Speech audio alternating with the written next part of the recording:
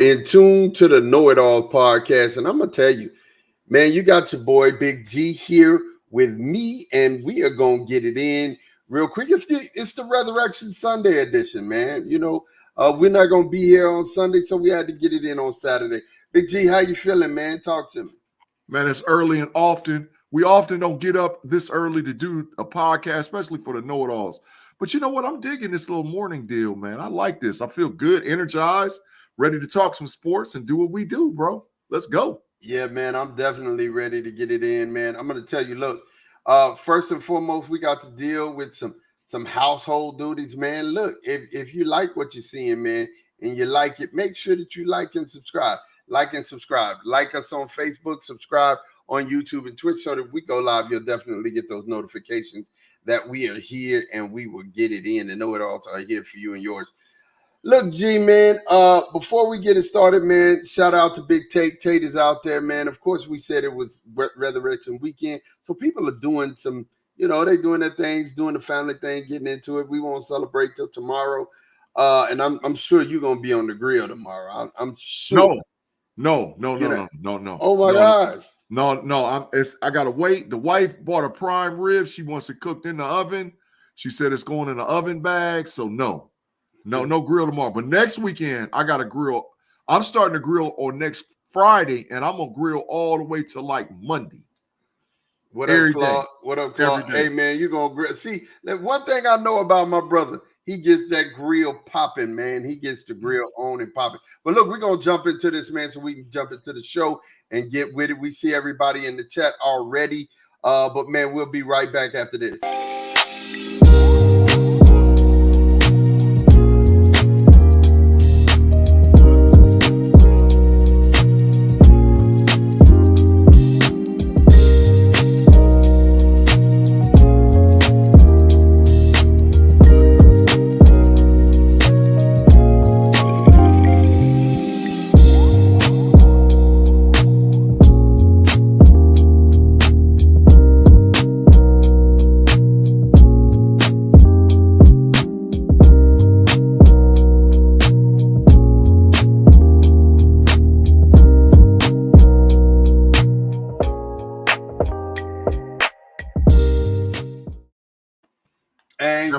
Bro, every time I see that TJ Watt, I get a chill up my back, bro. Every time. I be like, oh. They give you a chill up your back, man? Every time, bro. Oh, every my gosh, time. man. Yeah. Look. So, of course, we're not going to be before you guys that long, you know, but we're going to really talk sports. What's up, Claude? I see you in the chat already. One of the chat generals. You're not going to the Matrix this weekend, man. I feel like, you know, since it's Resurrection, we got to keep you out. We got to keep you out. Claude gonna do something that's gonna put himself in the Matrix, bro. Don't have wishful thinking. Claude is gonna do something. Just wait, be patient. Just wait and be patient. Just wait and be patient. Just wait and be patient. Wait and be patient. It's coming. Look, G, man, make sure you tell everybody to get the algorithms up, man. So you get the algorithms going, man, because we got to get it popping. But G, man, look, let me ask you this, bro. Like, for real, have you seen this stuff coming, man? March has been really mad. It's been a madhouse here in March, man. We lost Houston on the boys' side yesterday. Talk to me about that. Well, Houston had to say, you know I get out. Adios, muchachos. Adios, muchachos. But it wasn't necessarily their fault, man. He had a bad injury to his ankle last night, and I just knew that without their floor general and their leader, they didn't stand a chance to beat Duke, man. And it showed, you know. But who would have thought? And I'm not necessarily shifting gears, but who would have thought you would have 3 ACC teams still alive in the tournament, and none of them is North Carolina. Man. You got in the final 8. You got NC State, Duke, and Clemson. You know, so, and they're guaranteed to get at least one to the Final Four because 2 ACC teams play each other in this next round. So the winner of that is automatically going to the Final Four. So give us the 8 that we got, man. Give us that. Here, let me pull. I got it pulled up. Give us that. And while we're talking about it, man, look, I just need you to understand the March Madness has been good on the boys' side, Boy, has it been great on the girls' side. We'll get to that here in a second, man. So the men's Final Four is UConn versus Illinois, Alabama versus Clemson, Duke versus NC State, and Purdue versus Tennessee. I thought NC State lost last night. Let's make sure. No, NC State has. I thought the boys and the girls lost. No. The final 8 is University of Connecticut versus Illinois in the East. In the West, it's Alabama versus Clemson. In the South, it's Duke versus NC State. And in the West, in the Midwest, it's Purdue versus Tennessee. That is your final 8. And like I said, the ACC is guaranteed to get one team because Duke and NC State play in the Elite 8, and the winner goes to the Final Four. So the ACC is a lock to have one Final Four team as of today. They're a lock. Okay. Yeah. All right. So, and on the girls' side, you got UConn versus Illinois. You got Alabama versus Clemson. No, that's the men's. That's the men's bracket. You reading off the men. You just read the same thing I read. The women's is in the there's only 4 of the Elite 8 that's been finalized for the women's as of today. South Carolina plays Oregon State, and Texas women plays NC State. Oh, we're gonna pop them. They're getting up out of here. Yeah. There's Sweet 16 games today. There's Sweet 16 games today. Sweet 16 games today is Iowa versus Colorado, LSU versus UCLA, USC versus Baylor, and UConn versus Duke. My gosh. Hey, look, so being because this is a little early, but let's talk about this. And then I want to get to the girls and talk about how good the girls. I watched Utah versus Gonzaga the other day, and oh my gosh, man, that was a game. That was a ball game. Yeah. They were really battling. But look here. Oh, well, let me tell you, Claude, I got to tell you what happened, man. I have an eye infection on one of my eyes, and I didn't want y'all to just be looking at me and it's swole, and y'all be like, what happened to Mod, man? You know, hey, just again. I had to go to Texas. And we was moving some furniture around, and I gave him one of the things. Don't believe that shot. BG wouldn't fly. He wouldn't fly it off. But look, I got to ask this question. Is this the most lackluster NBA draft that we're going to have in years that you've seen? I mean, think about this, man. It just, when I'm sitting here and I'm looking at the NBA draft, is full of foreign players, number one. Number 2, there's no big names in it. I mean, you got Ron Holland, who was supposed to be at Texas, and Rob Dillingham, who went to Kentucky. And that's pretty much it, man. I mean, do you feel like this is a lackluster NBA draft this year? Well, it depends on how you view it. I think there's been pressure and good things that's happened through the NCAA tournament. And there's guys that's played their way possibly to move up in the NBA draft. I mean, guys like Edey, the big kid from Alabama, there's a transfer from South Dakota. The kid Shannon from Illinois, he's a beast. You know, so there's players out there that possibly have moved their way and shifted the top 10 or 15 picks of the NBA draft. So I want to see how the tournament plays out first, and then I want to see how the individual workouts go. But I do really believe that there's not that big splash name in the draft as of today. But moving forward, there's going to be guys who are going to be quality pros. So I'm not – just because you ain't got the splash don't mean that you don't have a depth draft. So could it be lackluster? Possibly. But could it also be where you have teams that need a piece and they are able to go get a kid who's hungry and who's willing to move themselves forward to compete for a championship in the NBA? So, and I think whoever gets Shannon, whoever gets the kid out of Illinois, you got a monster. Whoever gets him. And I think Shannon might go around at 9 or 10. And so if you get Shannon, oh, he's a beast. He's a beast. And Edey's a piece. I mean, he's 7 foot, whatever, 300-something pounds. What you going to do with him? You know, he's probably going to be, when he hits the NBA, not height-wise, but physical stature, he probably is going to be the biggest player in the league. So, like I said, we'll see. He's 7'4", 300 pounds. That's what's crazy to me, Zach Edey. You know, what's up, Jay Steve, man? And thanks, Timothy Lyon and Claude, for y'all well wishes, man. I appreciate that, bro. I really do. But the top five, G, you got Detroit Pistons, who are hot trash right now. Taking aren't you glad you didn't pick them as just your new team, man? Who, the Detroit Pistons? Yeah, you was about to. You was about to. I was like real close, and I shouldn't have, man. So Yeah, I'm glad you did. Detroit, but my Cavs is suffering though too, so it don't even matter right now, man. Well, that's a different thing. Alexander Sarr, the Detroit Pistons, is who they got in the mock draft at the number 1 spot. He plays for the Perth Wildcats. And his position is power forward, center, 7'1", 18 years old. He's French. Yeah. So that's a foreign player. Number 2, we got the Washington Wizards getting Rob Dillingham, who, is a freshman from Kentucky, 6'3", point guard. The number 3 San Antonio Spurs going again to the well. Zachary Rissakar.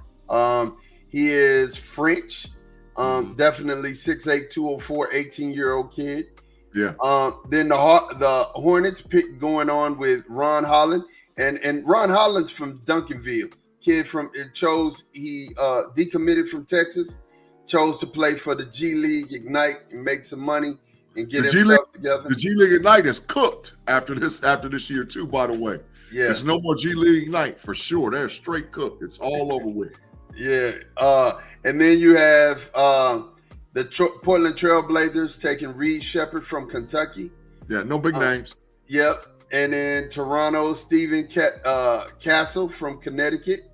The guard out of Connecticut, 6'6". Yeah. Silky smooth cat.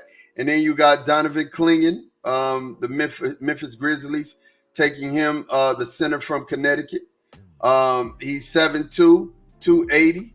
Yeah. Definitely. Big names. No big names. And then at 8, the Rockets taking Nikola Topic, who is a point guard from Serbia. Yeah. They compare him to Goran Dragic. He's 6'6", 198. And at 9, Mattis, I don't know how to say that last name, is Buzelis, from the G League Ignite, 6'8", 209. He is from Lithuania. And the last one at 10, Cody Williams from Colorado, and he's 6'9", American boy. They commit. He's 6'9", small forward, power forward. 6'9", 190. Looks light in the butts. At 6'9", you're just 190. But that quantifies what I was saying anyway, bro. Those bottom feeder teams are not going to get better because they're not going to have a splash player. But you're going to have guys like Shannon, guys like Edie, guy like the kid from Alabama that are going to fall late in that first round, and they're going to go to a quality team. And I think that a team can get oh my God, if the Cavaliers get Shannon, I'll cry. Because he's a piece that you need to plug and play at a guard position, guard/forward position that'll help the Cavs get over the top. So like I said, it won't be that top of the draft where guys are going to get a guy in the teams. All of a sudden, we're ready to ride. But it's going to be those guys from 15 to 18 down that's going to impact and hit a team. And you're going to be like, oh, that was the piece that they needed. Because that's what's left was playing in the NC2A tournament. The guys that are left is playing, that's going to be the highlight guys. And you see, outside of the kid from UConn, all of those guys are guys that's going to go later on in the draft. Yeah, I like it, Sean. I mean, I like it, Big G. For real. I think you're spot on with this. Because when you think about it, like I said, I'm looking at the draft. It's lackluster to me. I don't think that I've seen a draft. Last year we had Wemby, and you had all the madness surrounding Wemby, and you see that Wemby's gonna be something, this year. But there's no player in this draft that I could be like, ooh, that guy. Yeah. I think Ron Holland is probably 2 years away from being that dude. But I don't see any of them as far as top 10 talent is concerned. Not where they're going to be a guy, but they're all going to be serviceable players, in my opinion. Yeah, it is what it is. Hey, and shifting gears before we get into our first break. Spring practice done started, man. I know you hype. Down there, man. Players for Ohio State getting their stripe off earlier than anybody ever in history. Talk to me about that, man. Well, last night, man, B-Dirt tried to say on the Homies Overtime podcast that he's going to try to rip me for saying that Jeremiah Smith is compared to Randy Moss. And let me tell y'all something. Jeremiah Smith is going to be the best wide receiver that ever played at Ohio State. In the history of Ohio State. He's going to be the best. Bro, he should be a high school senior this year. He's not like his senior years this year, he classed up. He's 6'3.5", 216 pounds. He runs a 4.32 40-yard dash, and he's got a 40-something inch vertical jump. He got his black stripe off in 4 practices. It's never been done. And the reason why he got his black stripe off, because look who's on the defense for Ohio State. Caleb Downs, who was a freshman All-American. Denzel Burke, who's a first-round draft pick. David Espinosa, who's a first-round draft pick. Lathan Ransom, Jordan Hancock, Jordan Matthews. He was killing them boys in the practice. He was Randy Mossing them, catching it and running away from them. It was ridiculous. The team is already saying, the position coach is already saying, there's no way he's not going to start as a true freshman. Wow. So you have him, Emeka Buka, Cornell Tate, who everybody was saying was better at than Marvin Harrison was as a freshman, and the kid Ennis out of Texas who done gained 20 pounds. So and looks super fast. So like I'm saying, it's a lot to get excited for concerning what's going on at Ohio State. Not just, like I said, what all the returning players and whatever, but spring ball in general this year. And this is the big ticket, bro. The national media is going to have the spring games for 3 programs that's going to be on national television. That's telling you how hyped it is. That is telling you how hyped those spring games are going to be. Alabama, Michigan, and Ohio State is nationally televised spring games on Fox. So come on, bro. That's telling you that they're building it up to say that these teams are exceptionally good. So, and like I said, it ain't just those 3. There's other teams whose springs is just going to be off the chain this year. College football will not take or surpass the NFL. But when I'm telling you they are barking at their heels, and I think once they get this conference realignment thing done, where they kill the ACC and then they start picking those teams off and you go SEC, Big Ten, oh man, it's on and popping. Because that's how good, and not to mention, you're going to have a 14-team playoff for next year. This year you get a 12, and the year after that you get a 14-team playoff. Come on, bro. The college football, and because these kids get paid too, it's unbelievable. But Jeremiah Smith is the real deal, bro. He's the real deal. So, G, Texas football. What's up, man? B-Dirt, come on the line. Claude Bishop asked, do you think the world would beat an American-born players team? Yes. They smashed them. That's sad to say. They starting 5. How you gonna stop Joker, Giannis, Luka, Kyrie could play because he was not foreign-born, and Wemby. How you gonna stop them? They'll kill you, man. You're forgetting about the boy down there at Philadelphia. Joel Embiid, all them dudes, man, they was smashed. It wouldn't even be close. Yeah, it wouldn't even be close. Yeah, you probably on that team, you probably would have 7 of the top 12 or 13 players currently in the NBA on one team. That ain't fair. Yeah, it wouldn't be fair at all. It wouldn't be fair at all. And just jumping into Texas spring practice, right now DJ Moore is killing. You know, DJ Moore is making a name for himself outside of Isaiah Bond. And then we had a youngster come in from St. Louis, number 1 wide receiver. Well, he was number 2 position wide receiver. Yeah, don't get it twisted. Yeah, he's number 2 position wide receiver behind somebody that's down there at Ohio State. He is actually pushing for playing time. And then, of course, you got the big news with, Eli. I keep saying Eli. With Manning opting out of the new college football game. And, I mean, I get it, man. I mean, honestly, when it comes down to it, He want to make his play on the field count. And I mean, he doesn't have. I don't know about that, bro. Look, I don't know about that. Look, I think the reason why he didn't want it, because he would have been like an overall 79, overall 80. He don't want that. He wants to be an overall 90 and all whatever else, and he ain't played a down in college. But football, it would still speak to the legacy of the Manning family, the what you would call, the pageantry of the Manning family. I mean, he's trying to do it on the field, and I'm not mad at him for trying to do it on the field. Quinn is Quinning, yes, B Dirt Arch. Quinn is Quinning, and Arch is out here trying to get it in. He looks good, I'm not gonna lie. So does DJ Monroe. They look excellent. And then, the look of our D tackles, you just lost Murphy, you just lost Sweat. But that D tackle room still looks big and still looks monstrous. So I mean, we're looking at a Texas team I think that's gonna do really well this year. But hey man, spring is springing. That's what we're looking at. It's spring dreams right now. You know what's gonna be the great thing, bro, moving forward, and it's gonna be good for some teams, but others it's gonna really hurt, is that you still get another transfer portal. The portal opens up again on the 19th of April, and I think it closes like the 27th or 28th. Big G, I think that portal opening is gonna sway college football for real. It's gonna sway because there's guys. There's guys. Move. Yeah. There's players that's gonna move. Mm-hmm. Yeah, man. There's players. Hey, man, we're gonna take a break, man. We're gonna take a commercial break just for our sponsors, those that are watching live with us on YouTube. We still here, man. Give us a minute. We're gonna pay some bills. We'll be right back.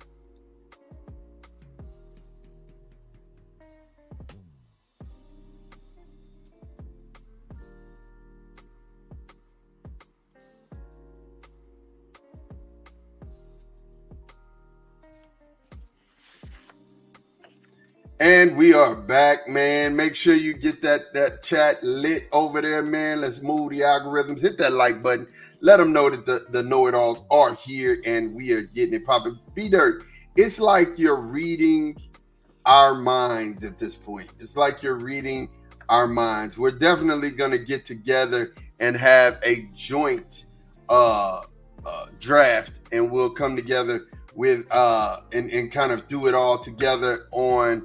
We'll just go ahead and we'll do it and we'll go through it.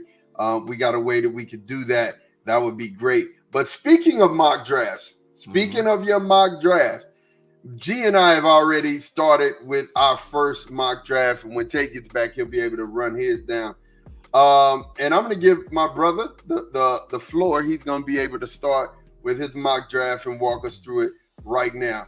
Talk to us, G. What you got? So this was done through the PFF simulator. You were not allowed to make any trades. I got to preference all of that from the beginning. You couldn't make any trades. You couldn't put yourself in a position to where, you could trade back or trade forward. So you had to go with what you had, man. So based on what was available and based on what I was able to do, and I only controlled the Pittsburgh Steelers, y'all see what the grade is down at the bottom, A-. And I'm telling you right now, this mock draft right here, if the Steelers get this is unbelievable. And then it's a Mims starting tackle from the University of Georgia. No, B-Dirt, it ain't. It's only really like the second or third time I've actually done it outside of just sending Tate something. So, because I haven't really got down, I was waiting until after free agency was cleared. But this is the official mock draft number 1. So, Mims, Georgia, offensive tackle number 1. I think he's a solid starter. You got Mims and Jones, your tackles, bookends, 10-year starters. Number 2, and I couldn't believe he was available at 51, and I hurried up and drafted him. Zach Frazier, center out of West Virginia University. Ladies and gentlemen, that kid's a Pro Bowler. I'm not saying year 1, but by year 3, he's a Pro Bowler. Number 3, round 3, number 84, Malachi Corley, wide receiver, Western Kentucky University, big, strong, physical. I was looking for Xavier Legette. He fits the bill. Number 3rd round, number 98, Michael Hall Jr. I got a C grade for it because they said that I reached to get the pick. But, hey, I think we need defensive tackle help. I know he's going to be targeted by a lot of teams, and based on his combine work and individual pro day work, he's shooting up draft boards. Definitely need a cornerback, so I love Caleb King from Penn State University. I think he fits. You can bring him in as a slot corner, and I think he's a big-time player for the Pittsburgh Steelers. I don't know if the Steelers are going to draft a quarterback based on us signing Allen as our third quarterback, but the value was too high at pick number 178 in round 6 to not draft Joe Milton. And then one of my favorite picks that I thought, and I couldn't believe he fell that far, was M.J. Devonshire, cornerback, University of Pittsburgh at 195. With a B-plus grade, getting that kid in the 6th round that late would be great. So if the Steelers land this draft, we're in contention. We're in contention for our division, because it don't matter about when you start talking about Super Bowl and playoff wins and all whatever else. First things first, you got to win your division first. So I think this right here, based on what we did in free agency with Mr. Omar Khan, Tomlin is cooking, and we ready to ride, man. Let's go. Yeah, we did a second one. I want to show you a second one. I'm going to leave it here because B-Dirt said that's a real nice Steelers draft. G, hope is way off.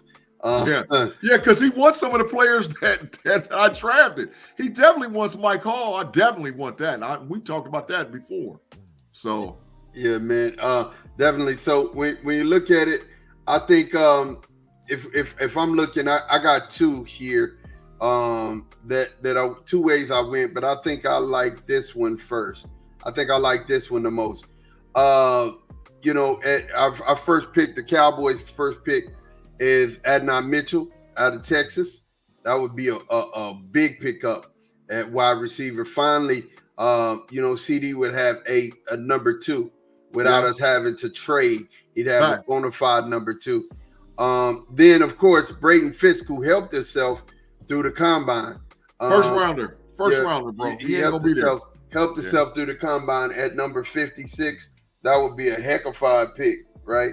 And then at round number 3, pick number 87, Jeremiah Trotter would be excellent pickup for the Cowboys. He ain't gonna be there no 87 neither. Just FYI, that's some fantasy, but he's a definitely great player. He's a top 50 pick. Yeah, but we've said this draft is so deep that it can literally go. It can literally fall to where you see good people being picked in the 3rd and 4th round. You see really good players. You know what I'm saying? I don't disagree. Yeah. 75 guys got a first round grade. Yeah. So you're looking at Hunter Norsrad, the center for Penn State, copped him right there in. He got a big B+ with that grade. He did. But I kind of like him. Him and the kid from Kansas State, BB. Yeah. They're really good centers. So their technique is good. I think the Norsrad, they just say he takes some plays off. But hey, man, he wouldn't be starting. He'd be a backup. And then of course, Jason McLean. The Cowboys need a running back. Need a running back. Need to be able to pick up a running back. I think he's a home run hitter, fast guy. Definitely will be able to do some stuff. And then I couldn't believe Curtis Jacobs was there in the 7th round. Penn State linebacker. I mean, what does Penn State do good? Linebackers. Man. You find a Penn State linebacker, that's why you get a B+ grade. And then, of course, the Cowboys would need another tackle. So, so I got a question, though. Why you got your mock draft up? Why would the Cowboys not prioritize a running back in the 2nd round? Why would they not do it? The 2nd or the 3rd round is where you're going to be looking at, and this was the difference that I went this way first. Right. I don't think you could. I mean, you're going to find a good running back. Honestly, you're going to find a good running back in the 2nd or the 3rd round. Okay. It really is. I mean, it's not a need that you have to jump on 1st round or even 2nd. You can find somebody that's there, right? Yeah. You could definitely find somebody there. Claude said, I like the Cowboys mock draft more than the Steelers. Put him in the Matrix. See, I told you he was going to do something to get himself put in the Matrix, man. He's doing it all. He's going in the Matrix. We'll get to him. Go ahead. But I like the question you asked, though, G, because it's a real question, right? It's a real question. I mean, Rico Dowdell's the only running back. Rico Dowdell, and then we got my guy from Kansas State, whose dad works for the Cowboys. We got not Sproles. Vaughn.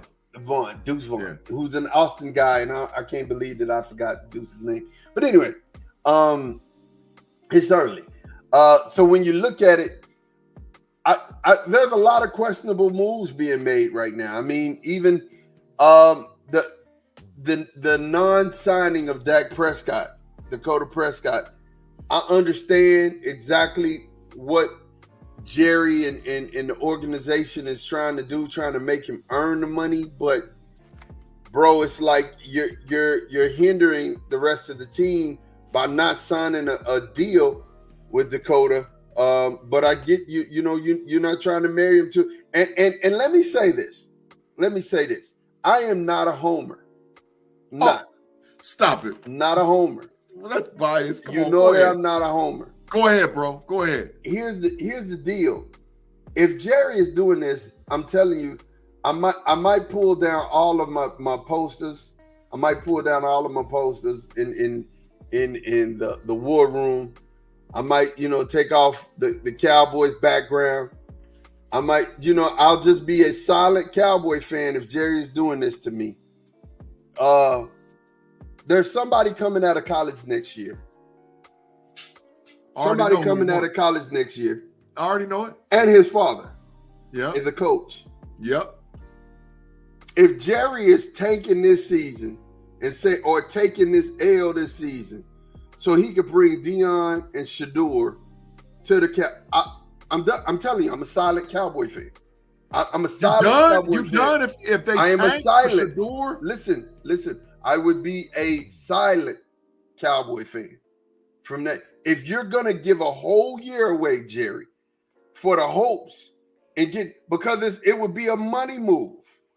It would be a money. Dag on it, Claude.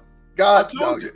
I tried to tell you. I tried to preface to tell you earlier. Claude is going to the Matrix, bro. Listen, Claude, I'm really trying not to do you like this, man. But Claude shouldn't go to the Matrix because he told the truth. On the resurrection weekend, Claude, I'm not trying to do it to you, man. My goodness. Claude told the truth. You shouldn't put him in there for that one.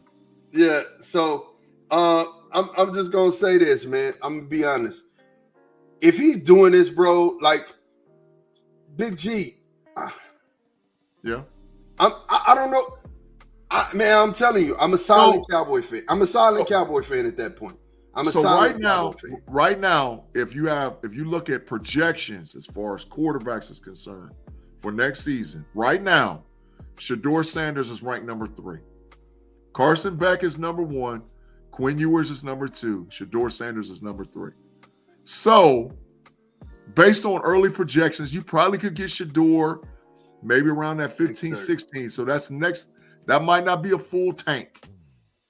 But what Jerry done figured out, and he done married Mike McCarthy and Dak Prescott together, because Jerry done figured this out right here, bro. I don't know that I would agree with somebody who's that trash. Out. It's how can someone be trash, Big G, if they are second in the MVP voting? How can somebody be trash, bro? Because the issue is Dak is not able to do what's more important to Jerry than anything. All them other accolades and all that other stuff that for Cowboy Nation don't count for nothing. The only thing that counts is your ability to get that trophy. It's the same thought process in Pittsburgh, bro. We had to look ourselves in the mirror and be like, look, we ain't winning playoff games. Let's blow the roster. So take your hate out. Take your hate out. Just please. That ain't hate. No, but I'm saying listen to me. Take your hate out of the equation for Dak Prescott. Take the hate out, okay? Mm-hmm. Has this organization helped Dakota in the last 3 years?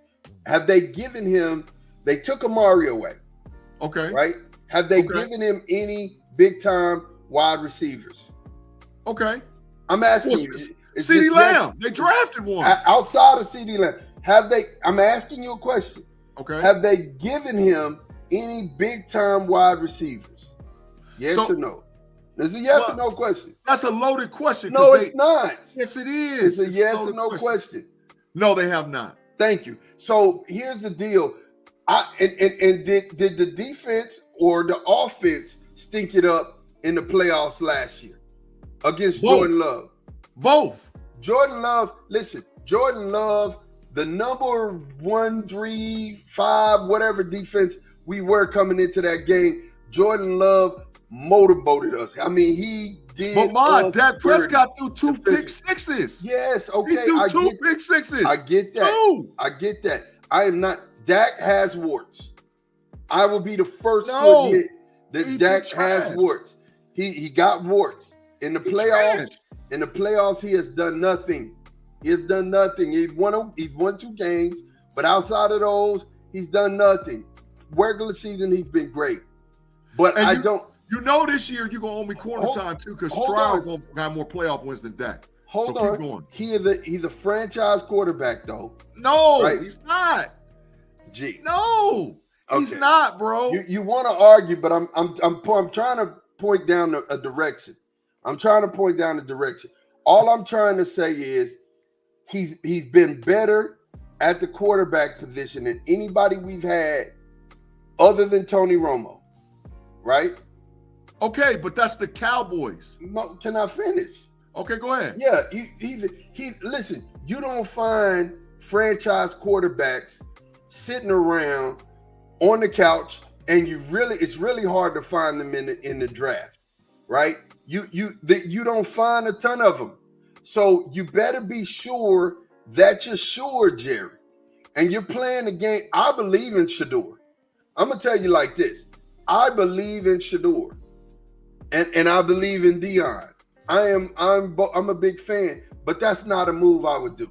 I would not ride like that and hope, because guess what? Another team could swoop in and kill your dreams. Well, this is the issue. Jerry is basically telling Cowboy Nation he's cutting ties with Dak Prescott unless he's able to deliver on a Super Bowl. That's why he won't extend him. That's why they won't do none of that other stuff that's going on. Jerry is telling Cowboy Nation, I'm going to give him his last $60 million, and then if he don't perform, he's out of here, and he's going to start over. So I'm not mad at him doing that, because you got to do what you got to do to move your franchise forward. I told you in Pittsburgh, we had to look ourselves in the face, say we got trash quarterbacks playing. We had to put ourselves in a position to rebuild the roster. It was a hard reset. You guys might have to do the same thing in Cowboy Nation. You might have to reset softly, sort of like how we did, because we were still winning 10 games. But it's time for your quarterback to ride out. It's either put up or shut up. He's out of here. So either he gets the ball or he's walking. Tim Lyons said, problem with G is when a player has a bad game, they're trash. But when his favorites have a bad game, they ain't trash. Y'all will never agree. Yeah, they are. My players is trash. What is you talking about, Tim? Put Tim in the Matrix. It's early on Easter. Put him in. Look, Thomas said there's been 87 quarterbacks drafted since Dak came into the league. Only one has won a Super Bowl.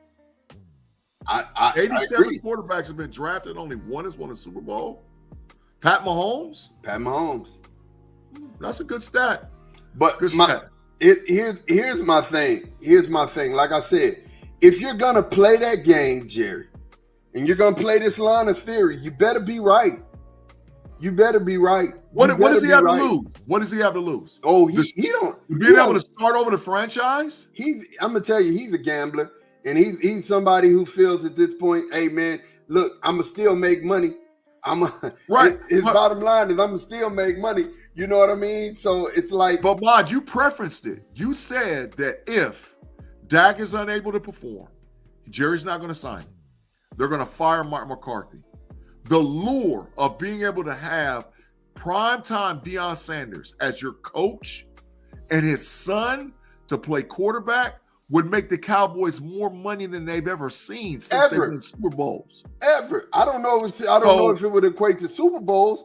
Shador's no, I'm saying since they won Super Bowls, the money making of Deion being an NFL head coach with his son being the quarterback, it would be unbelievable for Cowboy Nation. So that's, to me, an upgrade, and you put yourself in position to where he's young, you restart the clock, and you get draft capital to put players up around him. So it's a win-win for the Cowboys. That's why he won't pay 60. He won't give Dak no more money. It's a win for the organization, not a win for the Cowboys. And I think here's the reason why. Claude Bishop, you hit the nail on the head. By not resigning Dakota, he's just saying how he feels about him. He's saying, look, I don't trust you. I don't believe in you. And if I'm Dakota, I still believe that Dakota will be a Cowboy, and maybe this is just me. No, right? He's out of there. Maybe this is just me. But if it was me, and I was in Dakota's spot, I'd play the heck out of this year. I would try to juice as much of it out as I could, get as far in the playoffs as I can, and then after that, I would walk. I'd chunk the deuces, and no amount of money would be able to for me to come back to Dallas. It ain't about walking. He's out of there. The only way Dak Prescott and Jerry Jones are going to reconcile their relationship is if Dak is able to raise that silver trophy. If Dak holds up that silver trophy, Jerry Jones will give him anything he wants. But if he doesn't do that, Dak and Jerry are about to kiss and say goodbye. I believe it's over with, bro. It's over. I will say this, and normally I don't agree with you. I'll say this. They have to make it to the conference. They have to make it to the conference championship game. There's no ifs, ands, or buts about it. It's conference championship or bust. And if you don't make it to the conference championship this year, you have to.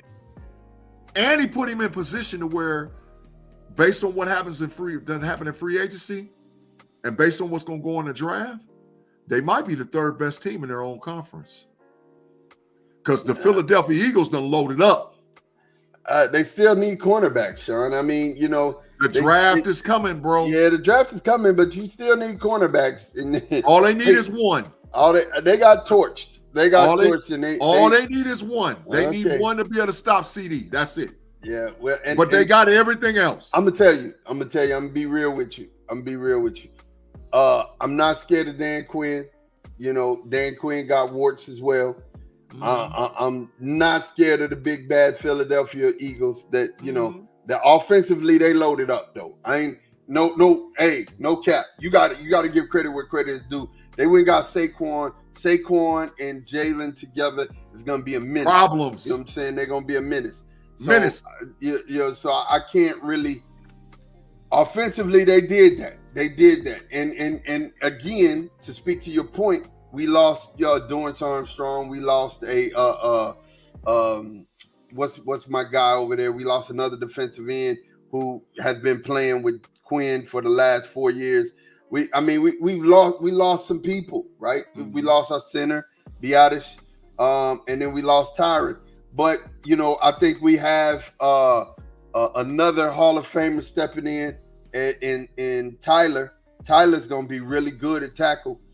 Really, really good at tackle. He's already proved he could do it when Tyron was hurting.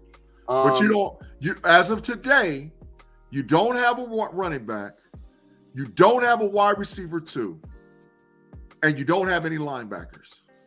So Jerry. No, that's not true. Jerry must be cooking something up. We got some linebackers. We got Overshown coming back who hurt himself, and Overshown's a dog. Right. But if you're not a homer, you gotta admit this. The Eagles are better than y'all. These are the teams that are better than y'all. I can't say they're better. They're better than y'all. They're secondary. The San Francisco 49ers are better than y'all. Did we beat the 49ers better? The Detroit Lions are better than you. The Los Angeles Rams are better than you. We beat the Lions. Bro, stop. We beat the Los Angeles Rams are better than you. The Seattle Seahawks are better than you. The Atlanta Falcons are better than you. The Tampa Bay Buccaneers are better than you. No, Sean, you can't. Come on, bro. Stop it, bro. Y'all had too many losses. These other teams done came up. Who did we lose other than Tyron? Bro, y'all got too many losses. The Packers are better than y'all. I'm not running off teams that are better than y'all. The Packers proved that in the playoffs. They're better than y'all. They beat us in the one game. Unless Jerry handles his business in this draft, bro, the Cowboys are not a top 3 or 4 team in the NFC. That's just the truth of the matter. That's the truth. I can't. You won't admit it, but it's the truth. I can't agree. I can agree that the 49ers are better. I can agree. We're still on pace with the Detroit Lions. No. Yes. No. Yes. No, you're not. No, you're not. Yes. No, you need to stop that, bro. Did we beat Detroit? I'm just asking a question. Did we beat Detroit? Detroit, they don't even get me started about how I just asked. It's a yes or no question. They got cheated. No, they got cheated. That's yes or no. Detroit is better than y'all. Or no win. Detroit is better than y'all. Win or no win. Bro, it's not. We'll argue all day and night, but because you Cowboy and Claude, Mod need to go in the Matrix because he Cowboy biased. Like I'm not Cowboy biased. He won't tell the truth. I've been telling the truth this whole time. Like I've really been being transparent. The Cowboys are not a top 5 team in the NFC as of today. I don't understand how you can say that. They're not. They're not. They're not. Not as of today. They're not. Now, we'll see what the rest of the free agency does. We'll see what the draft does. They could move themselves back. Okay, so are you saying on paper? On paper. Okay. They're not a top 5 team. Okay. I'll say, I'll concede on paper. We still have a really talented core and nucleus of people put together. You forgot that we brought another linebacker in, guy who used to play for the Vikings, and definitely he's in. So that's why I keep telling you we're not devoid of at linebacker. You need to put Claude comment up there. No, we still have a great nucleus of cornerbacks, and we Deron Bland, and then we get number 7 back this year as well, right? So I understand that. I'm just saying. But you don't have a running back. We don't have a running back. That's true. Let me ask Thomas. Thomas, this question is definitely for you. You're a Cowboys fan. You do podcasts with Mod. Based on current rosters, are the Dallas Cowboys a top 5 team in the NFC? We're still a top 5. No, because most Cowboy fans gonna say no. Not as of today. We're still no. On paper. No, you're on not. On paper, there may be 3 teams that are right there, and I won't even argue. That's big bias. But we're still top 5 in the NFC. Just like I'm willing to admit, as of today, I don't know if the Steelers is a top 5 team in the AFC. That's cap. Maybe not. Maybe not, bro. Cap. Maybe not. That is cap. That's okay, cap. You can say cap. I'm just saying. That's maybe cap. not. I call cap. You know what I'm saying? We'll see know, like I know. Draft and the rest of free agency has to play. You know, like I know. Hey, but while we here, man, G, let's go ahead, man. Set us up and get it to a commercial break, bro. Thanks for watching us on Fans First Sports Network, the KnoItAllZ podcast. We're going to take a quick commercial break. Pause. If you're watching us live on YouTube, just give us a few minutes as we get a word from our partners.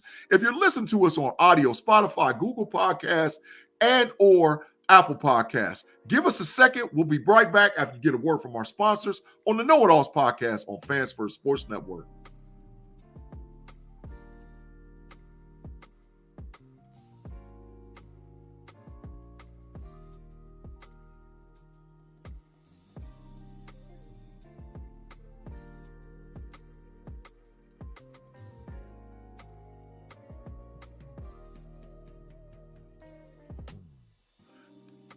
And we are back. We are back. Hey, so you asked Thomas a question. Thomas said top 5. Yes, but the schedule's super tough. I don't think they'll win 12 games again. No, they're going to be lucky to get 10. They're going to be lucky to get 10. Dallas is in some real trouble, man. And this is the thing. This is why I say, Cowboy fans, you need to understand, you can't, the Steelers had to look at it. The Steelers said, we're tired of being in the middle of the pack. We got to be aggressive and do some stuff. Starting at the quarterback position. Starting getting us a middle linebacker that's got a green dot.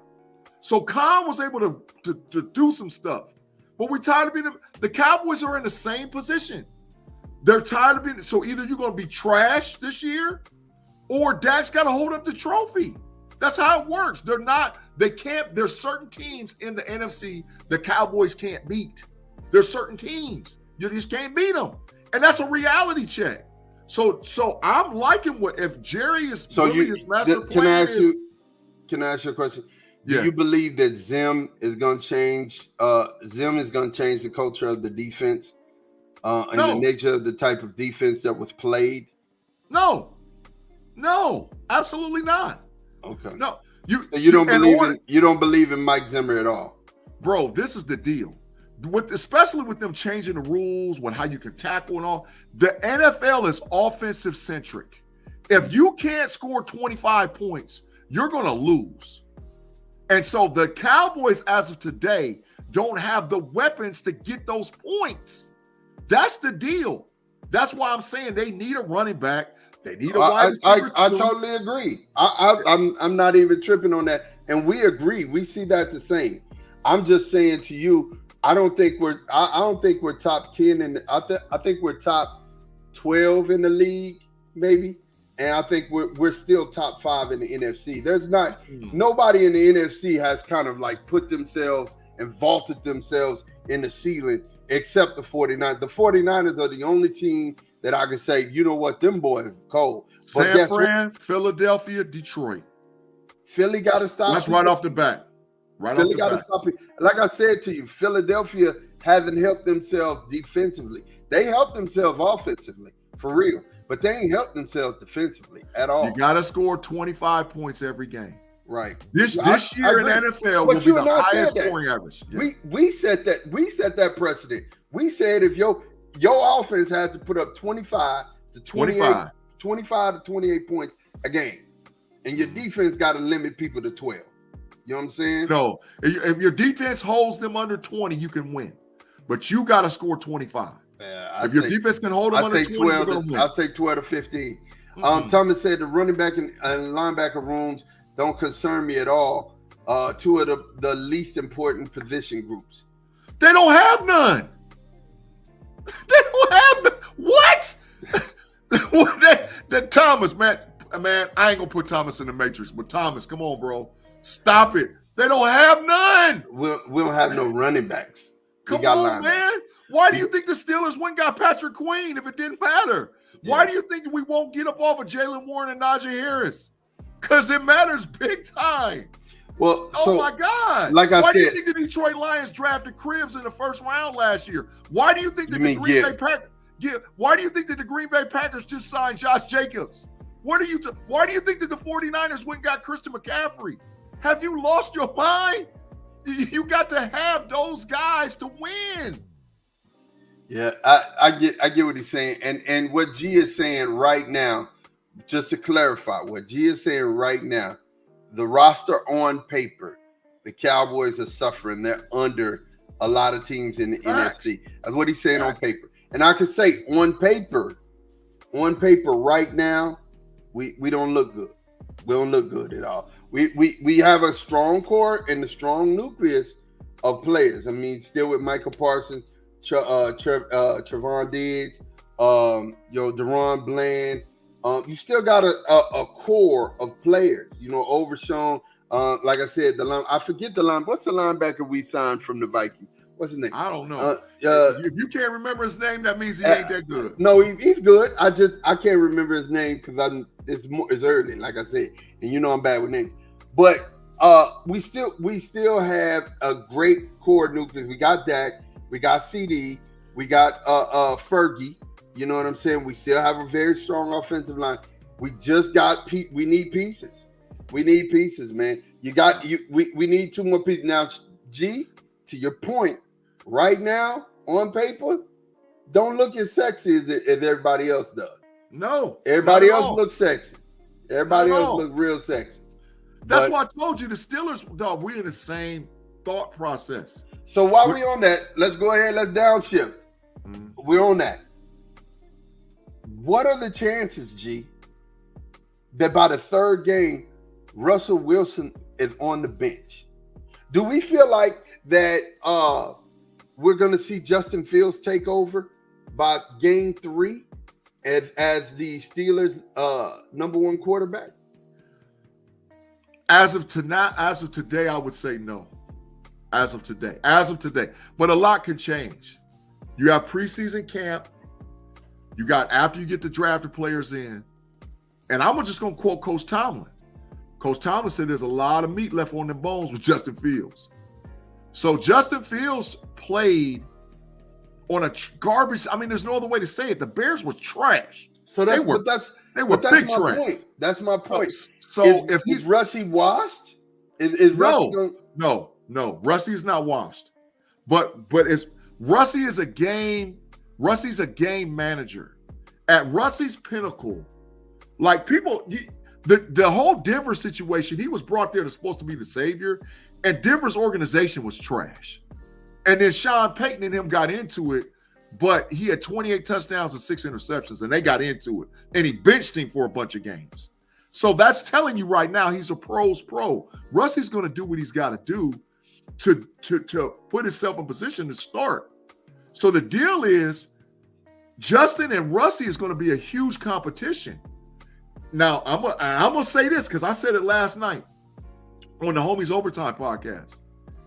If Justin Fields beats Russell Wilson out at quarterback and he starts over Russie, the NFL's on notice. Because that means that Justin Fields has picked his game up enough to jump Russell Wilson, who's a Hall of Fame quarterback. That's the deal. So it's one of those. Okay, whoa, pump your brakes. Not y'all show, no pun intended.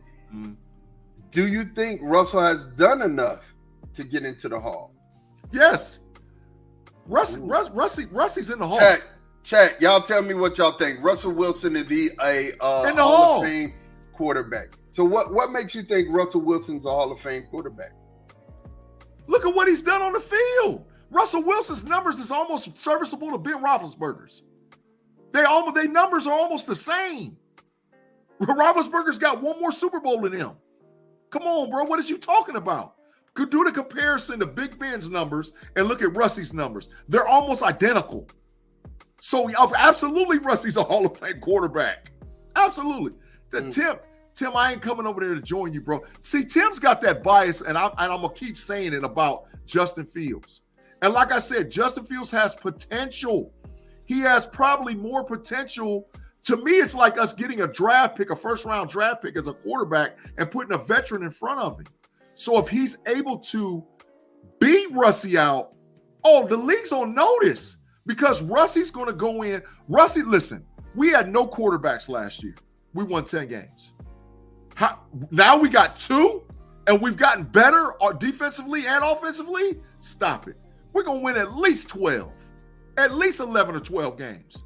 But the deal is, if Justin is able to beat Russie out at quarterback, then yeah, look out. Look out, man. Look out, because Russie just ain't going to give him the job. Russie's not just going to hand it to him. There's no freaking way Russie's going to hand it to him. Russie's going to fight, but he's also going to teach Justin. And I think that's where we're at as far as the Steelers. I think Justin's going to come in there humble, and he's going to listen to a veteran. And really, this is something else too. Justin Fields and Russell Wilson's personality, even though one is older than the other, they're very similar. They're very similar. Russie's established doing what he needs to do. Justin's going to be a young guy, come up underneath and listen to him and be like, look, bro, you're getting me ready. Now, this is the deal. And I told Tate this already. I've said it on multiple podcasts. The doomsday scenario for us as the Steelers is if we win it. Now, what do? Because you got to sign back Russie and you can't let Justin walk. So that's a doomsday scenario for which would be the greatest doomsday in the history of football. But I think that Russie's going to play good enough. We're going to give him this 1-year deal. And then Russie's probably going to end up on another team next year. And Justin's the guy moving forward.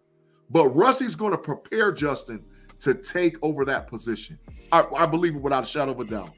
I can agree with that. I can agree. But my question to you, and you said he was a Hall of Famer. Is he a first ballot Hall of Famer? I don't know about first ballot. But his numbers and Big Ben's numbers are right the same. So, and I dare anybody to say Big Ben ain't going to the Hall of Fame. I dare you. Big Ben will go to the Hall of Fame. Big Ben's got 2 rings. Russie's got 1. He'll go to Hall of Fame. I don't know. I think Russell has to do something else. I think Russell he has to do something else to solidify. Notice the word I said. Solidify his Hall of Fame status. I think he can make it right where he is right now, but it'd probably be like third, fourth ballot. Bro, if Russie gets another bowl, he's a first ballot. He gets another bowl. But you heard what I said. But that's first ballot. But if he doesn't, he's going to get in. Russie's getting in. I think he'll get in. Like you heard me say, third, fourth ballot. I don't think he'll make it the second ballot with his current resume. You know what I'm saying? But the third one, I think he will be. I think he's a Hall of Famer. But I think, he has to do something more to solidify himself. And as far as Justin Fields. Can I tell you this, though? Can I tell you this? Go ahead. Justin Fields is going to play. I believe they're going to have packages. He's going to play. I believe they're going to have packages for Justin Fields to get into the game. Yes. But, honestly, I have to say this. I think Justin Fields is the guy. I think if you ask me, game 7, 8, you're going to see a lot of Justin Fields. If not, he take over the starting position. You're going to see him a lot right off the bat. They're going to. I keep telling everybody he's Slash 2.0. Yeah. You're going to have Taysom Hill packages. And I already done bet Shannon, who's a diehard Steeler fan. We bet the over-under 15 minutes corner time for this Justin catch 3 passes during the season. If Justin never goes in as the starting quarterback, Justin will catch at least 3 passes. He'll catch at least 3 passes. At least 3. I promise you. Wow. He's going to run the ball, he's going to catch the ball, and he's going to throw the ball. I think he'll run the ball. Definitely. I see him doing that. All right, I'm just telling you. I see him throwing the ball. I'm telling you right now, he's the best athlete on the Steelers right now. Wow. He's a better athlete than Najee Harris. He's a better athlete than George Pickens. He's a better athlete than Micah Fitzpatrick. He's a better athlete than TJ Watt. He's a better athlete than Patrick Queen. He's the best athlete on the Pittsburgh Steelers right now. I'm looking at you. Tell me one is better. Oh, my God. He's 6'3.5", 228 pounds. He runs a sub 440-yard dash. Oh, so Claude Bishop said if they draft Michael Penix, Fields will be gone. They're not going to draft Penix. Yeah, I don't believe they'll do that. Tim said, I agree with Maud. Russ career over. Russ' career the last 3 years have been good, but not Hall of Fame worthy. But if he balls out these next couple of years, he's definitely a third ballot Hall of Famer. Mm-hmm. John Caldwell, what's up, John? How you doing, man? Good to see you. He said, we win now. Omar cooking. Fields wants to be here. Absolutely. Yeah. He said, just got off work, smoking. What's up, Deal? Hey, because where Deal got that comment from, bro, is that on the Homies podcast and on the Pump Your Brakes podcast, that one of the guys said that the Pittsburgh Pirates would win over 75 games of baseball. One of the guys from the Steel Curtain Network, and I said Jeff smoking big ganja. The Pirates is not winning 75 games. Smoking bum boy. That's what it is. Bum boy, big ganja. Yeah, boy. Yeah. Claude Bishop said, Big G, give yourself that stopping sign. For what? I don't even listen to people that's in the Matrix, so just keep it pushing. Timothy Lyons said Pirates 2-0 right now. Timothy, just wait. All that will happen bad is going to happen bad for the Pirates. Just wait. That's all you got to do is just wait. Just wait. Oh my God. Yeah. So I think what's going to have to happen for Justin Fields to solidify his legacy, he's definitely, without a shadow of a doubt, going to have a good season this year and take him as close to the bowl as he possibly can. If he wins it, forget it. He's a first ballot Hall of Fame. If he wins it. Well, as of right now, on paper, the Steelers are probably, let me see. I got Kansas City in front of Pittsburgh. Baltimore and Pittsburgh is neck and neck. I think the Steelers are still better than the Houston Texans and the Jacksonville Jaguars on paper. The Miami Dolphins is probably a little bit ahead because they got more weapons, but the quarterback, I think we got him. And the Jets done loaded up. So, and then you can never count out Buffalo. I'm gonna tell you something. So, Houston look good. Woo. Wait. I'm telling everybody. I already said this on the other podcast. Stephon Diggs is getting traded. You can take it to the bank. Stephon Diggs is getting traded. Now, a little birdie told me this Diggs might end up in Houston. A little birdie told me that. Somebody that might know. But Stephon Diggs is getting traded, y'all. So if Diggs go to Houston, whoo, there's some problems going on down there, man. So and which would take Buffalo a step backwards. So it ain't all the coast is clear. And I can't disrespect the Bengals. I can't. Yeah, B-Dirt, I'm glad he pulled that up. DraftKings has them 7.5 games. Stop hating on Jeff being 75.5. We talking about the Pirates. The DraftKings also got the Pittsburgh Steelers winning 7.5 games this season. So that tell you how trash DraftKings is. And my homeboy that I do the Level Up podcast, Andy P, works for DraftKings. And he said that I need to get every piece of money that I got and put it together and put it all that the Steelers will win more than 7.5 games this season. He said, because there's no freaking way. He said, Tomlin's never not done it. Stop it. And he's gotten better. So DraftKings, bull. There. Dig him out. Get him out. All right, man. So we're going to switch gears again, bro. We're going to switch gears, and we're going to definitely jump on this NBA season, regular season coming to an end, Yeah. It's to an end. We had, 73 games right now? We got, 10 left? Nine left. The Celtics are number one in the Eastern Conference at 57-16. The Bucks at 46-27 are number two. The Cavs still holding on to that third position at 45-29. The Knicks are there at 44-29, half game back. The Magic, Orlando, is 42-31. Really young team, energetic, as well as the Pacers. They've made a move and put themselves at position number 6, 42-33. The Heat, Jimmy Buckets, is at number 7, 40-33. The 76ers, wow, how the mighty has fallen. 39-35. The Bulls are at 35-39, and the Hawks are at 34-39. Right now, the play-in teams, you got it. They're trying to get into playoffs. The Hawks, the Bulls, the 76ers, and the Heat. The only people that I think that could be damaging to anybody is the Heat. It depends on if Joel come back. Yeah.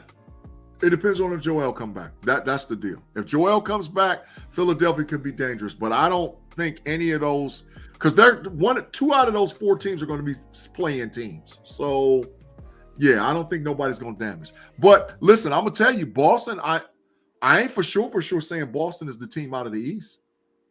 I think, really, in my opinion, any of those top 4 teams could get hot and win it. Represent the East. Boston, Milwaukee, Cleveland, or New York. I think any of those 4 teams could, because listen, New York is going to get grimy come playoff time, man. The Knicks, them Villanova boys going to get grimy. And so I just can't say. And the main reason is because Jason Tatum. Tatum balls sometimes, and other times, man, you like, man, dude, what is this dude doing, bro? Yeah. So I'm not, but whereas Giannis has already done it, and he's got a team around him. So, and the Cavs are young. They don't know any better. So it's not a guaranteed thing that the Celtics are going to represent. Orlando's just some babies. They're young, they're aggressive, but they're babies. Babies, young. But so is Indiana. And I mean, they're a baby veteran mix. They really are.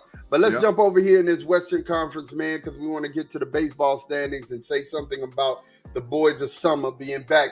The Timberwolves at 51-22. The Thunder 51-22. They are second, so they're tied. The Nugs are right there at 51-23. So those top 3 teams are right there together with each other. At number 4, we have the Clips at 46-27. The Pelicans are holding strong at 45-28. Don't look now. The Mavs are 44-29. And the Suns are number 7 at 43-31. The Kings are at 42-31. Luka had something to say to the Kings manager the other night. He told him, you should have drafted me. And Big track. Yeah, how are you gonna say Luka's? All right, here we go. The Lakers we have at 41-33, and the Warriors 39-34.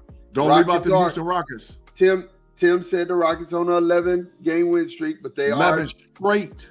They are a number 11, so they would have to. Well, they're only a game back of that is correct. State, right? That is so. They're in range to catch Golden State and the Lakers. Yeah, they could catch them both. And Sacramento, I mean, if Sacramento falls apart, might be able to catch them. Maybe even Phoenix. I mean, 38-43 with 9 games left, somebody would have to fall completely apart. But Houston could play their way into that play-in, and they would be dangerous in the play-in. I wouldn't want to play them. They're young and don't know any better, and they're energetic and got basketball players. And Ma, you was right. I remember you told Tate, you was like, did the Rockets have any chance? Tate was like, nah. And I was like, well, I don't know. Well, they definitely done showed that the Rockets can be in the play-in. Yeah. Which would be huge. Yeah. Now, I'm not going to get off my Phoenix Sun Tate. I still think that Phoenix is going to be dangerous whether they play in the play-in or they get one of those 6 seeds, because if Phoenix is the 7 and the Timberwolves are the 2, adios muchachos, Minnesota. You gone. Phoenix gonna bust y'all grill. But my boy, I gotta give Tate credit. Tate made a good point about Phoenix, I know. Wait a minute. Are you telling me that the Phoenix Suns would beat the Minnesota Timberwolves in a 5-game series? If Phoenix is 7 and Minnesota's 2, adios muchachos to the Minnesota Timberwolves, bro. Get them out of here. They gonna get mopped. They're gonna get mopped. But the deal is, Phoenix's Achilles heel is they ain't got no point guard. Bradley Beal, Booker, KD, they got all them weapons. Bol, Nurkic from Portland, Grayson Allen, who leads the NBA in 3-point shots, Aaron Gordon. They ain't got a point guard. And that's what's killing them right now. That's killing them. So yeah. But the team to beat, though, for real, and I just got to be honest, the Nuggets, bro. The Nuggets going to be hard to beat, man. I don't – they are playing, to me, Joker has solidified himself as being the MVP. I wanted Shea to get it. I think that the OKC probably can still win the Western Conference, but Denver, man, is going to be hard to beat, bro. They're going to be hard to beat. What Thomas said? Thomas said, I think the Suns beat Minnie too. To be honest, Minnie doesn't play well in clutch time. Yeah. And John Caldwell said, Denver, baby. Yeah, I feel you. Thomas said Phoenix. Thomas said Phoenix dangerous too. Yeah, he did say Phoenix is still dangerous. They are. Yeah. They're but hey, man, Minnesota's played well all year, man. I mean, they have played well all year.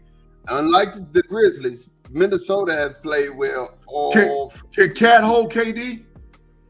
No, it's over.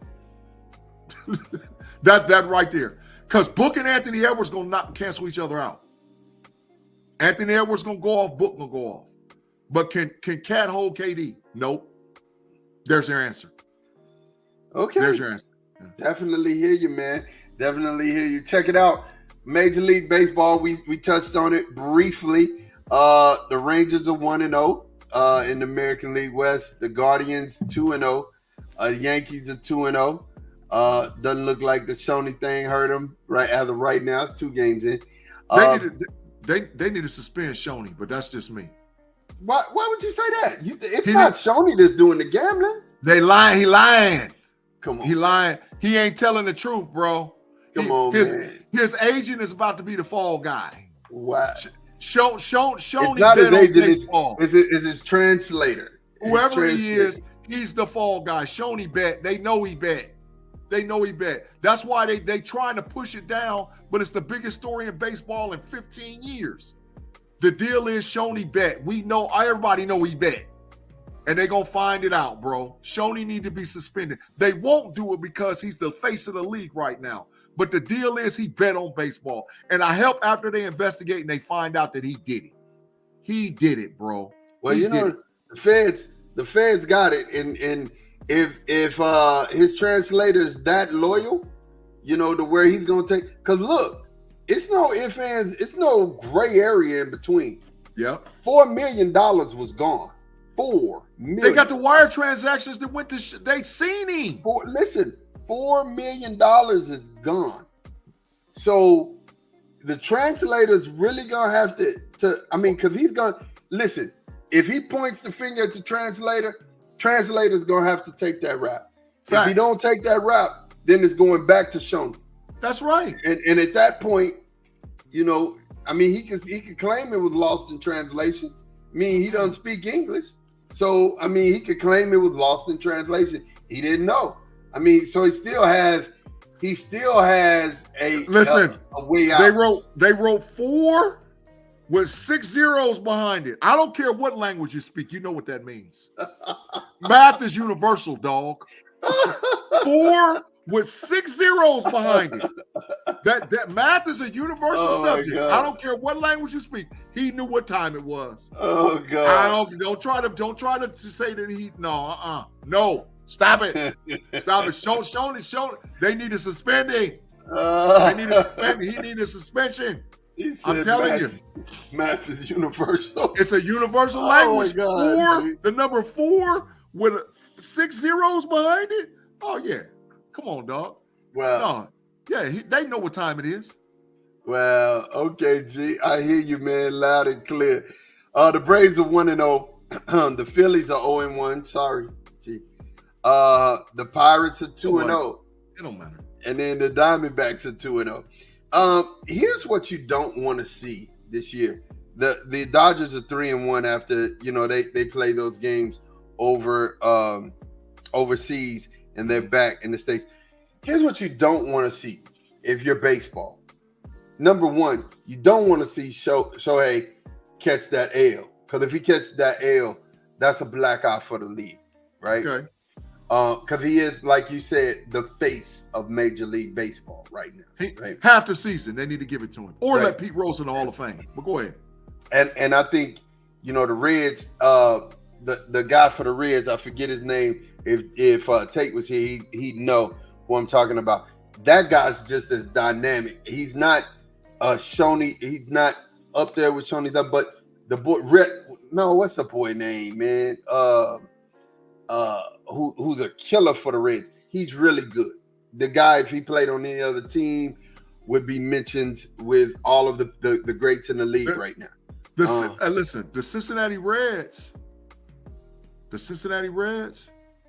might win the pennant. I don't know, but here's what you want. They might. Ellie, yes. I'm talking about Ellie. Ellie De La Cruz, I think that's his name. That's his name, Ellie De La Cruz. But listen, I'm going to tell you something. If you're Major League Baseball, what you want, you are best. Sean, tell me I'm lying. Major League Baseball is best when 5 teams are good.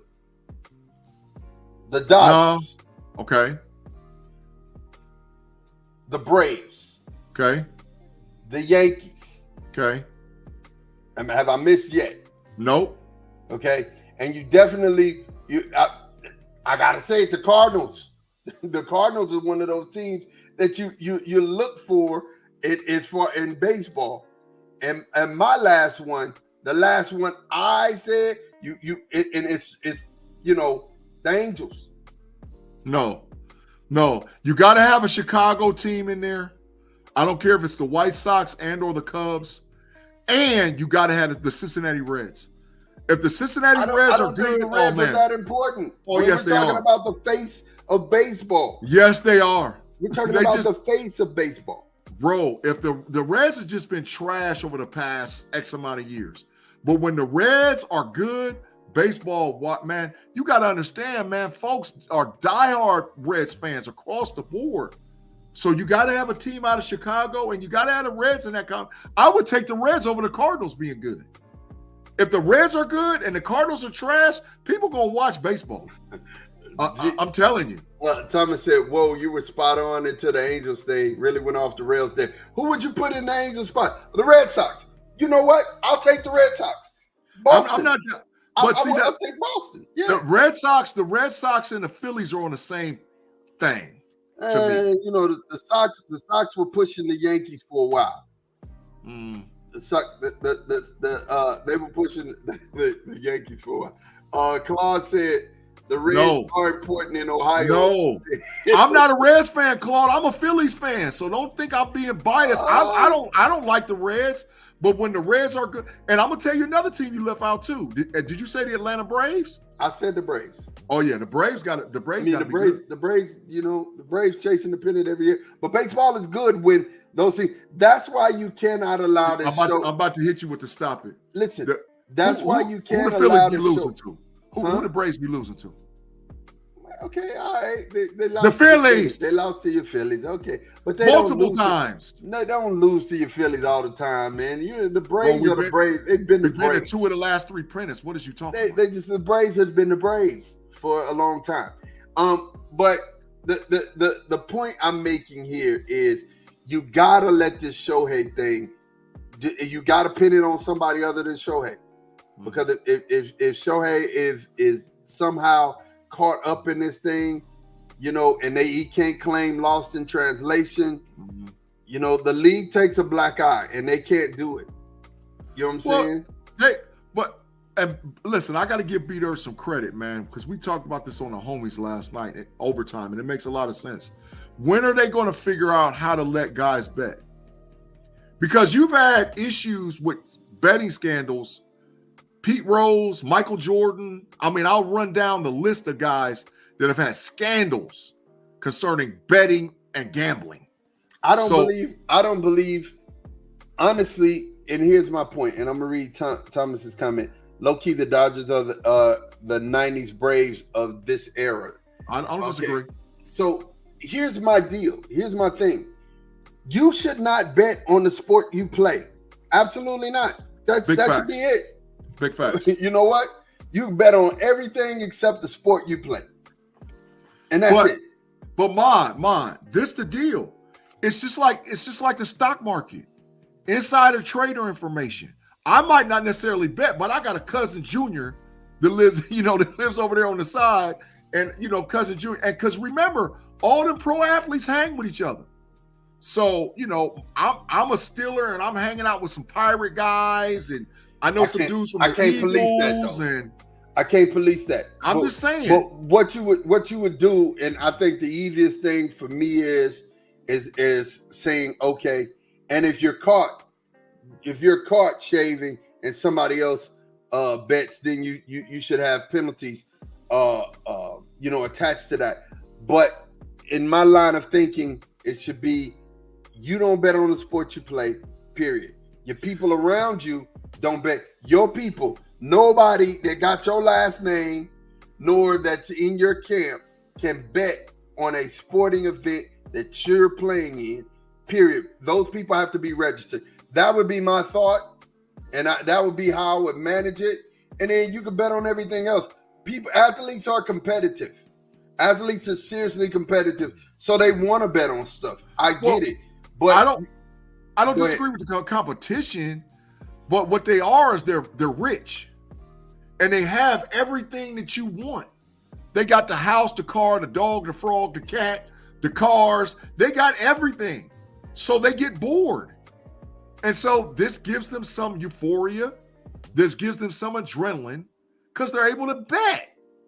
I think that professional athletes, how you regulate it is you put a cap on it or what they can and can't make or what they can and can't bet. And or you let pro athletes bet on college and college athletes bet on pros. That's just my thought process. I think because there's too much stuff where guys got insider trader information that are going to benefit. So if you don't put a cap on it, how you going to do it?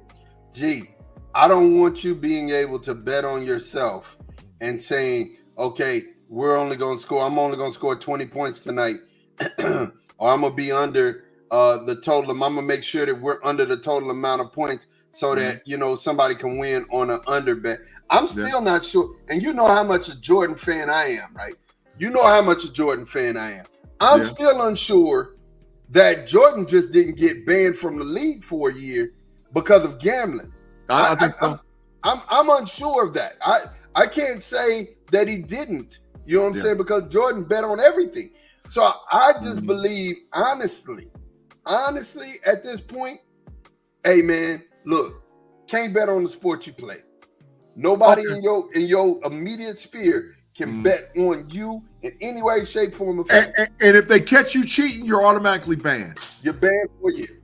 Okay. You're banned for a year. You got to get on up out of here. Yeah. That's it. You know what I'm saying? And it's no questions asked. It's a zero tolerance. You and your camp has to be registered. When you register, are you attached to a professional athlete that plays this sport? That should be a question asked on any betting platform. Yeah. And you have to be 100% sure with that. Because if you're not, and you become attached at that point, now you and that athlete got issues. Yeah. I got issues. I agree with that. I like that scenario. I mean, I'm just saying, it's the same thing as the old adage that you can go to a strip club with somebody and you picking up dollars off the floor. Same thing. You're making the person you came in look bad. You know what I'm saying? So it's like you're attached to that person. My two biggest sports moments in history, man, where I'm still pissed off and upset. I believe that there was some gambling going on. Neil O'Donnell, you chucked one. I know you did. You threw two. Come on. I said it last night on the podcast. I'm gonna say it again. You cheated. John Starks, you chucked one, bruh. You took one. There ain't no way to 5 for 17. Stop it. You can't hit one shot, 2 shots. Dog, you was missing on purpose. So that cost me. That cost the Steelers a chip, and that cost the Knicks a chip. Those was my squads. I'm a Cavs fan now. But bro, we don't know. Like how we talking about maybe Jordan, bro. We don't know. Come on, bro. Because millions of dollars. I told the guys on the podcast last night on Vlad TV.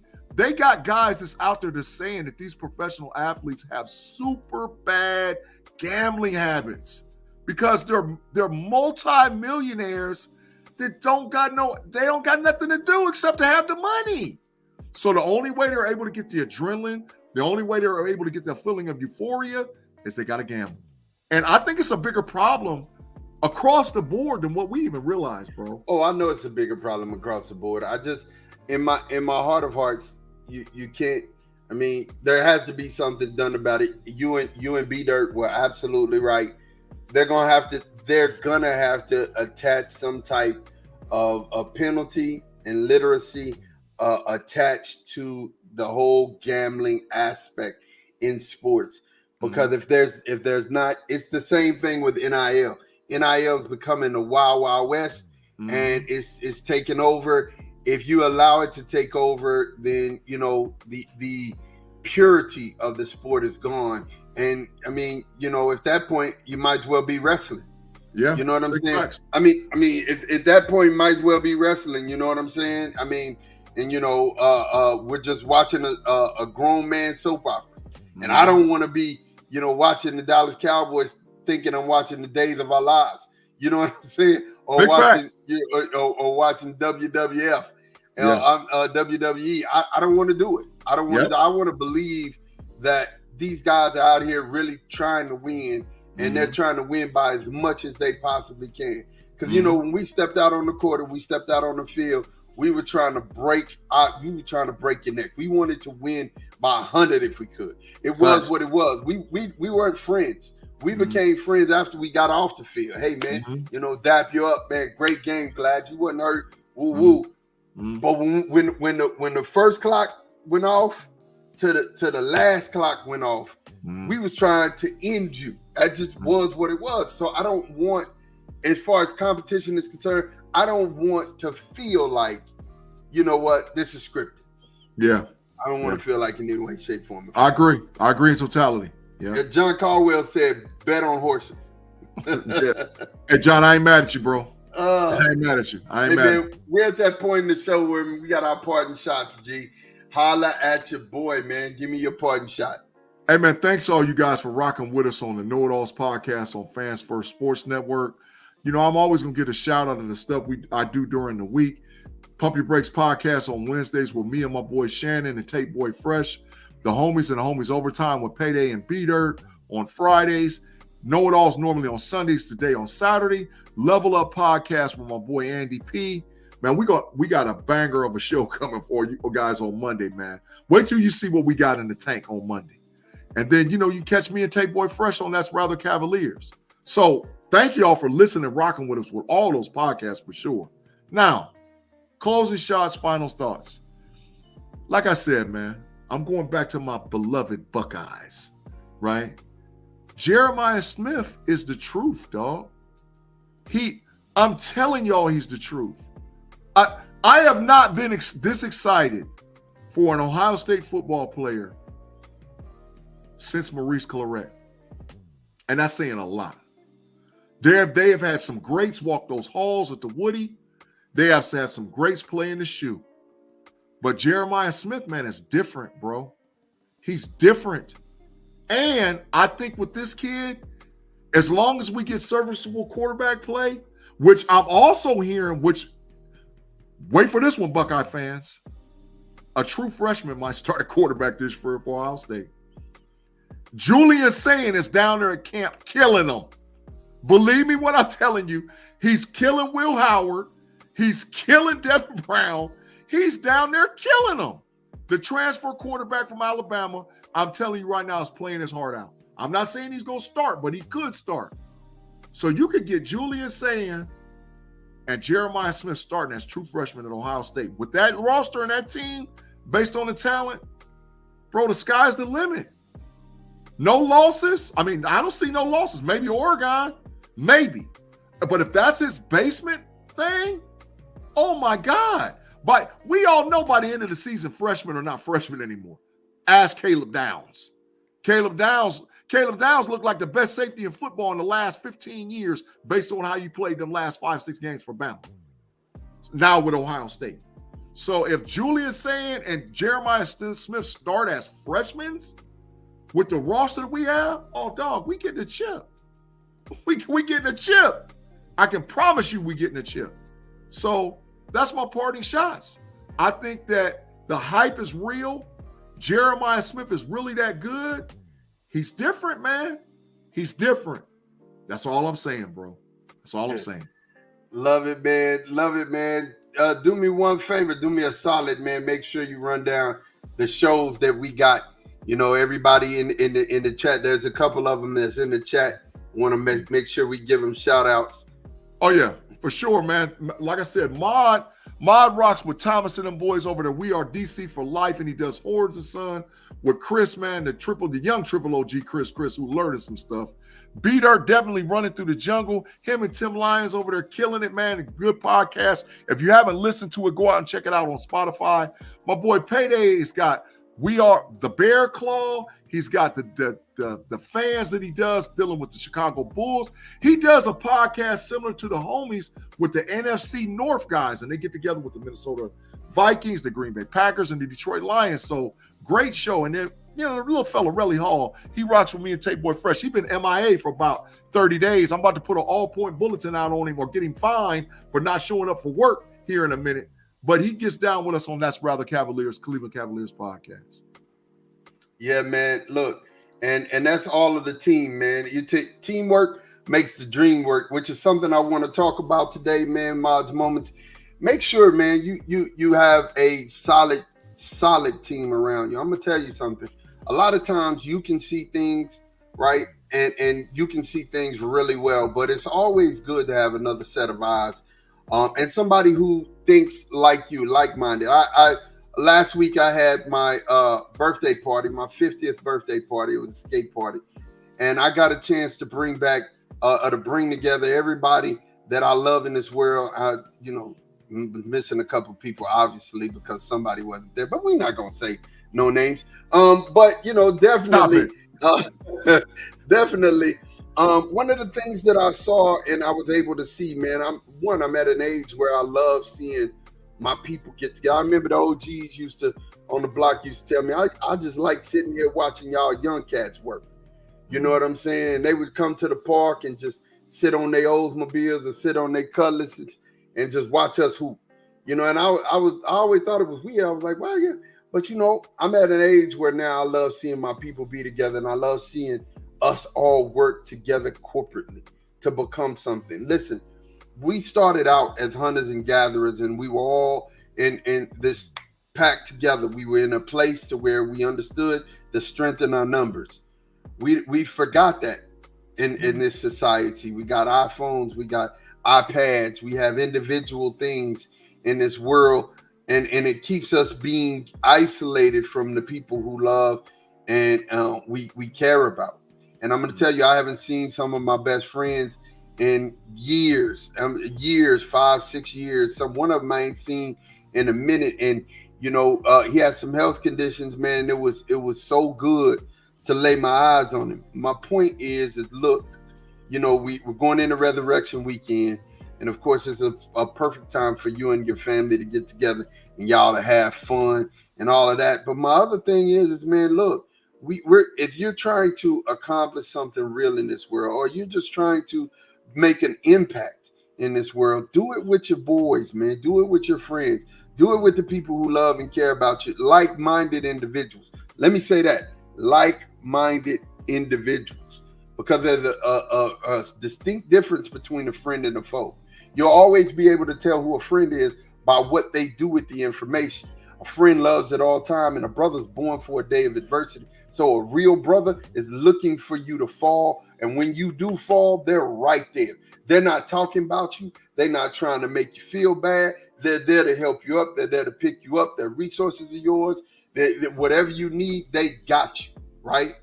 But a foe is somebody who takes that information that you gave them and they use it to hurt you, right? And you can always tell those foes, right? You can tell the people who are there to hurt you, because they'll take the information that you gave them, same access, but they'll take the information you gave them and they'll either report it to somebody else, like a news reporter, or they'll as a fan, they'll advertise it or broadcast it, or they'll use it to hurt you with, right? But like I said, build with your friends, build with your family, build with the people who you can unify with, and to be strength in numbers. We need each other. I need you. You need me. You know what I'm saying? 2 is better than 1. So let's put it together and live, man. I'm talking about live, bro. Go out here and actually live. Do some things that is going to change the world, change your environment, change your neighborhood. You don't have to always go and change everybody on a broad scope. If you're changing your neighborhood, you've done something. People know that you were there, and you don't want to exist just for your 4 and no more, right? This is Marge Moments, man. Just wanted to give you something quick as we're entering Resurrection Weekend. Make sure that you have a good time with your family. Make sure that you get something to eat, put something in you, but understand this Resurrection Weekend is for you having another chance, having another opportunity to live a life outside of this one, because there's another life, you know, outside of this one, and it's giving you another chance and another opportunity. I love you all. You all are a part of the KnoItAllZ team. Everybody in the chat, give yourself a big hand praise offering. I love you guys, for real, for real. Thomas, you're not, how you catching strays? You're not catching strays. You know what I'm saying? Thomas, you were there, but you couldn't make it. I get it. It's okay. You're coming to something else. You'll be in something else. That's my guy. You know what I'm saying?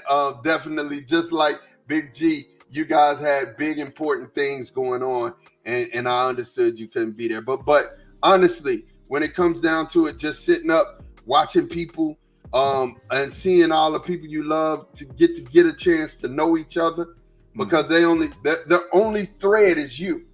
And that's something that's dope. That's a whole other thing. I could get into it later. I won't. And look, you guys that stayed here the whole show, I don't know if you saw it. Only reason why I have on shades today is I have an eye infection, and I didn't want to gross you guys out at this point. So I'm trying to, keep this thing, nurse it with a hot compress and keep it going. They call it a stop.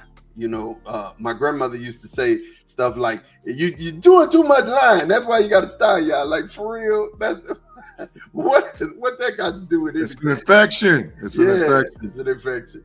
But man, look, G, do you got anything else?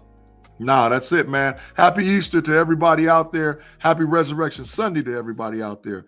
Make sure, like you said, you rock with your family and have a good time, because we sure did on the KnoItAllZ podcast this week.